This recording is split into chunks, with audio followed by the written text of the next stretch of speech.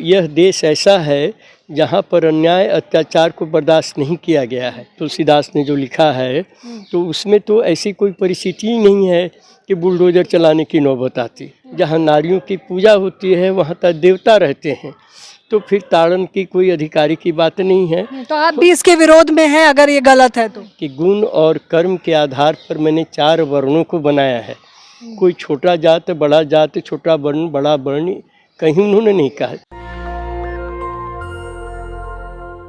नमस्कार, मैं ज्योति यादव आप सभी का नेशनल दस्तक पर स्वागत करती हूं। दरअसल इस वक्त मेरे साथ आचार्य जी मौजूद हैं जो कि बेहद दिग्गज हैं। इनकी पत्रिका भी छपती है और साथ ही साथ ये जो मेरे पास आपको पेपर दिखाई दे रहा होगा, इन्होंने प्राइम मिनिस्टर नरेंद्र मोदी जी को एक खत लिखा है जहां एक तरफ कई सारे संत जो है हिंदू राष्ट्र बनाने की मांग कर रहे हैं। वो चाहते हैं कि राम मंदिर का निर्माण हो और सभी उसी में लीन हो जाए, तो वहीं दूसरी तरफ इनकी मांगे हैं, इनके मुद्दे हैं महंगाई, बेरोजगारी, भ्रष्टाचार, यानी कि जो जन के मुद्दे हैं। इनसे बात करते हैं बिना देर करे। सबसे पहले मैं आप स्वागत करना चाहूँगी। बहुत बहुत धन्यवाद आपको। तो आचार्य जी, जहां एक तरफ सभी के सभी संत जो है राम मंदिर में लीन होने की बात कर रहे हैं, वहीं दूसरी तरफ आप जन का मुद्दा उठा रहे हैं। हाँ, तो इसका कारण यह है कि अभी तक लोग धर्म को या अध्यात्म को समझते रहे कि ये तो केवल मानव जीवन परमात्मा के लिए है और दुनिया मोह माया मिथ्या है, भ्रांति है, इसके पीछे नहीं पड़ना है। और इसीलिए भारत में जो फिजिकल एस्पेक्ट है लाइफ का, जैसे साइंटिफिक डेवलपमेंट, टेक्नोलॉजिकल डेवलपमेंट, ये सब में बहुत पिछड़ गया इन्हीं कारणों से। क्योंकि ब्रह्म सत्यम जगन मिथ्या, ये शंकराचार्य जी का जो है, हालांकि महापुरुष हैं, लेकिन ब्रह्म सत्य तो ठीक है, लेकिन जगत भी असत्य नहीं है, मिथ्या नहीं है। क्योंकि हम खाते हैं, सोते हैं, जीवन के सारे काम करते हैं, तो अगर हमारा शरीर स्वस्थ नहीं है, हमें भोजन नहीं मिल रहा है, हमारी पढ़ाई दवाई का इंतजाम नहीं है, तो उस हालत में हमारी साधना भी नहीं हो सकती है, पूजा भी नहीं हो सकती है। तो यह जो आप एक आचार्य के रूप में इस तरह से, जिस तरह से अफरा तफरी मची हुई है, कई सारे लोग हिंदू राष्ट्र बनाने की मांग कर रहे हैं, ऐसा लगता है कोई और मुद्दा नहीं है, उस पर आपके क्या विचार हैं? मेरे विचार तो ये हैं कि राष्ट्र तो भारत राष्ट्र ही रहने दिया जाए, भारत राष्ट्र है। क्योंकि हम लोगों की संस्कृति बहुत उदार संस्कृति रही है और बहुत महान संस्कृति रही है, जिसमें हमारे ऋषियों ने कहा वसुधैव कुटुंबकम, पूरा विश्व ही परिवार है। तो जब पूरा विश्व परिवार है तो हमें विश्व सरकार की बात सोचनी चाहिए। लेकिन कह रहे हैं हिंदू की संख्या ज़्यादा है तो हिंदू राष्ट्र बन जाना चाहिए, क्योंकि मुसलमान दबाने का प्रयास कर रहे हैं। देखिए, दबाने का प्रयास कर रहे हैं, इसका ज़रूर विरोध होना चाहिए। क्योंकि रावण को कहा जाता है कि वो ब्राह्मण था, फिर भी उसके खिलाफ रामचंद्र ने अपना शक्ति उपयोग किया। उसी तरह कंस कृष्ण के मामा थे, लेकिन कृष्ण ने ही कंस को मारा भी। तो यह देश ऐसा है जहाँ पर अन्याय अत्याचार को बर्दाश्त नहीं किया गया है। लेकिन आपको लगता है कि सच में वो लोग अत्याचार कर रहे हैं? जिस तरह से बुलडोजर नीति मुख्य तौर पर देखा गया कि दबे कुचले वर्ग हुए या मुसलमानों पर ही चलती दिखाई देती है। तो अब इसमें तो मैं ये कहूँगा कि अगर कहीं जैसे सरकार का अभिमत है कि यह इंक्रोचमेंट है लैंड का, या इसका यूटिलाइजेशन टेररिस्ट एक्टिविटीज़ के लिए हो रहा है, इस तरह के अगर साक्ष्य हैं तो फिर वो काम बुलडोजर कोई गलत नहीं कहा जाएगा। क्योंकि किसी को आतंकवादी कार्रवाई में क्यों किसी का हिस्सा होना चाहिए, या इंक्रोचमेंट भी सरकार की ज़मीन अगर है तो बिना प्रॉपर लीगल प्रोसेस क्यों कोई आदमी उस पर अपना निर्माण करेगा। तो जो लीगली करेक्ट है उस एक्शन को मैं पूरा सपोर्ट करूंगा, लीगली जो एक्शन करेक्ट है। लेकिन गवर्नमेंट को या पब्लिक को किसी को सप्रेस करना, दबाना, ये एक ईश्वरीय विधान के विरुद्ध है। क्योंकि परमात्मा भी पापी से पापी व्यक्ति की भी अगर पत्नी गर्भवती होती है तो उसको भी दूध आ जाता है। वो ये नहीं सोचते परमात्मा है ये तो बड़ा पापी का संतान हो रहा है, मर जाएगी, जिंदा नहीं रहे। कितना भी दुष्ट दुराचारी होगा, पानी उसकी प्यास बुझाएगा, सूरज उतना ही धूप पर रोशनी देगा। तो एग्जिस्टेंशियल वैल्यू सृष्टि में परमात्मा ने सबको दिया है, वो सबका पिता है। अच्छा आचार्य जी, आपको सच में लगता है कि योगी जी के आने से राम राज आ गया है? नहीं, ऐसा तो मैं नहीं समझता हूँ रामराज आ गया है। उन्होंने कुछ लॉ एंड ऑर्डर साइड में काम किया है, इसमें कोई संदेह नहीं है।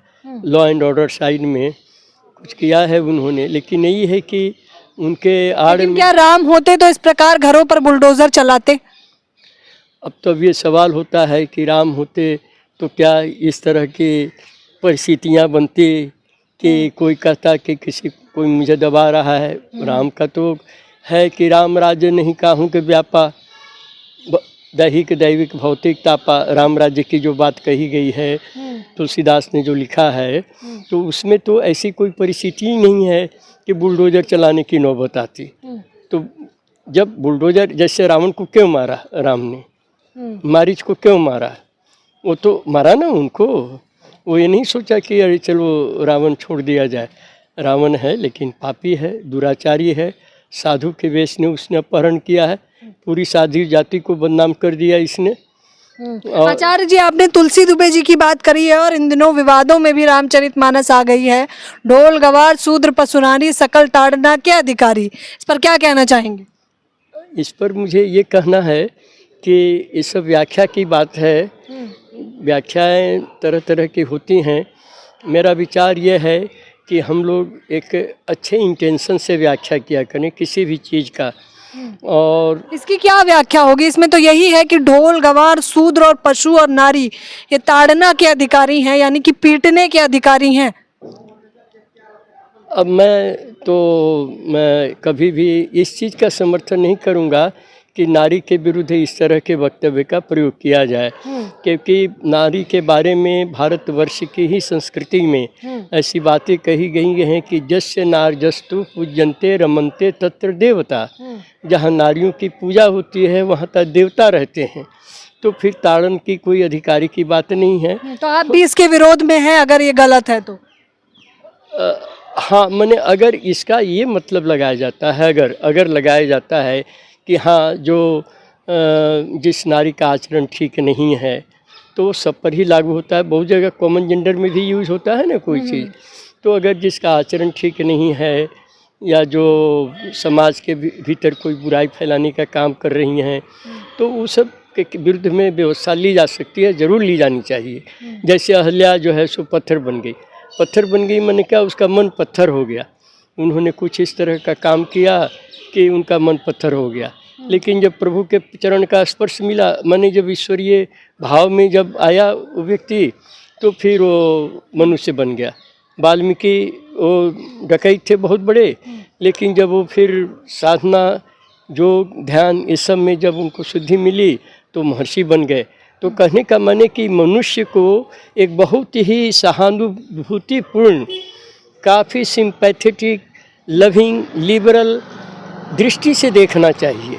अगर उसमें कोई कमी है तो दूर हो जाए। जो व्यक्ति है सदाचारी हो गया है और वातावरण मिलना अच्छा, चाहिए। आपने जो मुद्दे उठाए हैं, लेकिन सरकार तो ये कह रही है महंगाई, बेरोजगारी, भ्रष्टाचार पे कि 2014 के बाद तो अच्छे दिन आ गए हैं। आपको लग रहा है अच्छे दिन आ गए हैं? नहीं, ऐसा तो मुझे नहीं लगता है। चारों तरफ विकास की लहर है, विकास की लहर लग रही। प्रचार तंत्र है जरूर इसके लिए, लेकिन जो व्यवहारिकता है, मुझे तो ऐसे लोग मिलते हैं जब गांव में जाता हूं तो बोलते हैं कि और समय से ज़्यादा भ्रष्टाचार बढ़ गया है, ज़्यादा। अच्छा, आपको खुद भी महसूस होता है? और खुद तो मैं देख रहा हूँ कि धारा तो वैसे ही बह रही है। मुझे तो कोई ऐसा परिवर्तन नहीं नज़र आया जिससे कि हाँ, ये नरेंद्र मोदी जी को मैं इस चीज़ के लिए ज़रूर सराहना करूँगा कि उनकी फॉरेन पॉलिसी ठीक है। वो पाकिस्तान चीन के सामने एक सबल खड़े रहते हैं, लेकिन आम जनता के जो मुद्दे हैं, महंगाई, बेरोजगारी, भ्रष्टाचार, रोजगार, इन पे चुप्पी साध के बैठे हैं। हाँ, इसका कारण ये है कि हमारे देश में पूंजीवादी संस्कृति चल रही है, कैपिटलिस्टिक अप्रोच है। तो जो कैपिटलिस्टिक अप्रोच है तो उसमें नरेंद्र मोदी जी या कोई भी सफल नहीं हो सकता है, क्योंकि इन लोगों को इलेक्शन जीतने के लिए करोड़ों रुपया चाहिए। करोड़ों रुपया, अरबपति खरबपति से लेकिन मिलता योगी जी तो संत हैं, आपको लगता है कि वो संत की तरह काम कर रहे हैं, कि अपने लिए ना सोच रहे हों? अब मैं किसी पर व्यक्तिगत आक्षेप नहीं करना चाहता, लेकिन ये ज़रूर है कि उनका चूँकि कोई पारिवारिक जीवन तो मैं नहीं देखता हूँ जिसके लिए उनके मन में ये हो कि चलो अपने घर परिवार के लिए कुछ करना है। और ऐसे भी उनका कुछ मेरे अभी दृष्टि में नहीं कोई ऐसी चीज़ आई है कि उन्होंने अपने व्यक्तिगत हित के लिए कोई उन्होंने चाहे गबन किया अच्छा, लोगों की इन दिनों आस्था बहुत छोटी हो गई है, भगवा रंग के कपड़े पहनने से भी आस्था को ठेस पहुंच जाती है। आपने भी भगवा धारण कर रखा है, क्या कहना चाहेंगे? तो भगवा जो पहले से भगवान शिव के समय से ही सन्यासियों के लिए ये निर्धारित रंग दिया गया, क्योंकि यह रंग त्याग का प्रतीक है। तो जैसे मैं अवधूत हूँ, मेरे गुरु ने अवधूत की दीक्षा दी है, तो अवधूत जो समाज की निस्वार्थ सेवा के लिए अपना जीवन त्याग करता है। मैंने उसका कोई व्यक्तिगत तो क्या स्वार्थ इस वस्त्र के कपड़े में धारण नहीं कर सकती अगर मैं पहनना चाहूँ? ये तो स्वैच्छिक इच्छा हो गई। अच्छा, तो ये कोई बिना ड्रेस का पुलिस का ड्यूटी नहीं कर सकता है, कोई बिना ड्रेस आर्मी का ड्यूटी नहीं कर सकता है। एक क्लासिफिकेशन है ना, एक अब ड्रेस या शपथ लेता है, बिना शपथ के भी आदमी उस चीज़ पर अटल रह सकता है। तो शपथ क्यों दिलाया जाता है? जिससे कि उस आदमी के मन के अंदर दृढ़ता रहे कि मैंने शपथ लिया है और मैं इससे नहीं हटूंगा। अच्छा, लोग रंगों में भी बंटने लगे हैं अब, जैसे देखिए ना, भगवा क्या एक जाति का हो गया? हाँ, तो लेकिन देखिए, अब जैसे भगवान कृष्ण ने गीता में कहा कि चतुर्वर्ण्यं मया सृष्टं गुण कर्म विभाग स, कि गुण और कर्म के आधार पर मैंने 4 वर्णों को बनाया है। कोई छोटा जात, बड़ा जात, छोटा वर्ण, बड़ा वर्ण कहीं उन्होंने नहीं कहा। जैसे एक सोनार है, लोहार है, पेंटर है, सब बराबर है। हाँ सब बराबर है। सब लेकिन फिर जातियों में किसने बांट दिया कि ये ऊंची जाति का है, ये ब्राह्मण है तो ऊंची है, ये सूद है तो ये नीची हो गया, ये शुक्ला है तो पंडित है तो बढ़िया है, लेकिन अगर यादव है, ओबीसी है, एससी है तो ये नीचे हो गए? किसने किया? ये इसने मनुष्यों ने ही किया, लेकिन जो जिनको कह सकते हैं हम कि स्यूडो ह्यूमन बीइंग, जो ढोंगी पाखंडी बुद्धिजीवी थे, बुद्धिजीवी थे। लेकिन अब जैसे कोई इंजीनियर तो नहीं कर सकता न कि मेरा बेटा भी इंजीनियर ही होगा, मेरा डॉक्टर कि मेरा बेटा डॉक्टर ही होगा। अब कोई ऐसा अगर लिख दे कि नहीं भाई मेरे बेटा को इंजीनियर ही मानो, मेरे बेटा को डॉक्टर ही मानो, तो निश्चय ही आज का बुद्धिवादी मनुष्य नहीं स्वीकार करेगा। तो ये सब जो डोगमा, जिसको अंग्रेजी में एक डोगमा वर्ड दिया गया है, ये क्रिएट किया उन इंटेलेक्चुअल्स ने जो कि स्यूडो ह्यूमन बीइंग कह सकते हैं। उन्होंने देखा कि अरे मैं ब्राह्मण हूँ, मैं इतना ज्ञानी हूँ, बहुत सम्मान मिलता है, धन धान्य मिलता है, मेरा बेटा इतना योग्य नहीं है या नहीं होगा, तो कुछ ऐसे ग्रंथ की रचना कर दो। ये सब तो अनपढ़ लोग हैं, अशिक्षित लोग हैं कि पूजा ब्राह्मण ही कराएगा। तो आचार्य जी, आप भी इस बात से सहमत हैं कि ऐसा किया गया है? बिल्कुल किया गया है। ये इसको धार्मिक शोषण कहते हैं, ये रिलीजियस एक्सप्लॉयटेशन है। एक श्रद्धालु मन को ये जाति लेकिन में क्या है, भगवान ने किया है, तुम नीची हो, तुम जूता ही साफ करोगे, हम ऊंची हैं तो हम मंदिर की चाबी ही रखेंगे। नहीं, इस तरह की कोई कहीं किताब नहीं है, इस तरह कोई की शास्त्रीय व्यवस्था नहीं है। और आप व्यवहार में अगर देखते हैं तो श्री कृष्ण के पिता ये वसुदेव, वो कर्म से क्षत्रिय थे, सेनापति थे, वो फाइटिंग रेस जो होता है। लेकिन इनके चाचा अपने परिवार के ही नंद जो थे, वो अहिर का काम, मतलब कि मिल्कमैन का काम या खेती बाड़ी वगैरह का, तो जिसको वैसोचित हम कह सकते हैं, समझे ना। और इनके दूसरे चाचा जो गर्ग थे, महर्षि गर्ग कहा जाता था, क्योंकि वो ज़्यादातर ईश्वरीय भाव में लीन रहते थे। वो एक ही मैंने परिवार में 3 वर्ण के लोग हो गए, तो ये गुण और कर्म के आधार पर हुआ है। उस वक्त तक वर्ण व्यवस्था जातिगत व्यवस्था में नहीं बदली थी, लेकिन बाद में सब सीडो इंटेलेक्चुअल्स आने लगे, उन्होंने तरह तरह की स्टोरीज की रचना करके और उन्होंने जातियों में बांट दिया, जातियाँ उपजातियों में बट गई फिर, और इस तरह से अब इनको लेके रिजर्वेशन की लड़ाई होती है। अरे लड़ाई करनी है मानवता पर करे, इंसानियत पर करे, ईमान पर करे, इसके लिए संघर्ष होना चाहिए। इसलिए इंसानियत ख़त्म है, ईमान ख़त्म है और लड़ाई हो रही है स्वार्थ की।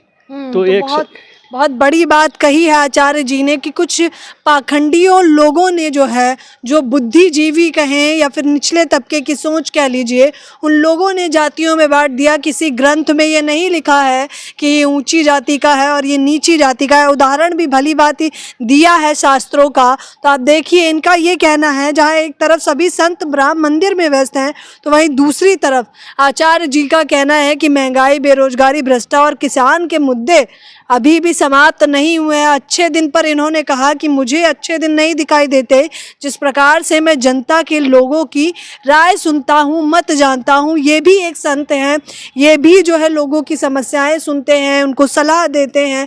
आचार्य जी बहुत बड़े पद पे हैं। इस प्रकार की सोच होगी तो हम सभी लोग समर्थन करेंगे, लेकिन बांटने का प्रयास किया जाएगा तो बस उन पर क्रोध आएगा। खैर, इस पूरी खबर के बारे में आपकी क्या राय है, मुझे बताना बिल्कुल ना भूलें। मेरे साथ बने रहने के लिए आपका बेहद शुक्रिया, धन्यवाद। मेरा भी धन्यवाद आपको कि आपने समय दिया। नेशनल दस्तक की आपसे गुजारिश है कि अगर इसको बचाना चाहते हैं तो नेशनल दस्तक को सब्सक्राइब करने के लिए रेड कलर के सब्सक्राइब बटन को दबाएं, फिर बेल आइकन की घंटी दबाएं। नेशनल दस्तक को बचाने के लिए बहुत जरूरी है कि हर खबर को शेयर करें, लाइक करें, कमेंट जरूर करें।